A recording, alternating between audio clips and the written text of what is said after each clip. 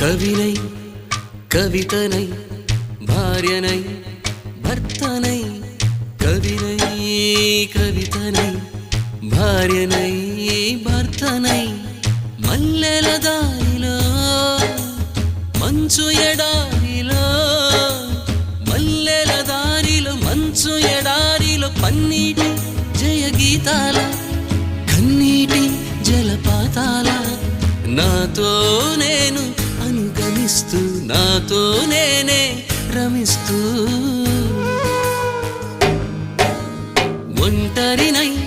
అనవరతం కంటున్నాను నిరంతరం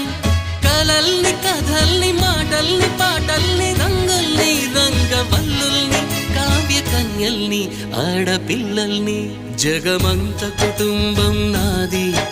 ఏకాకి జీవితం నాది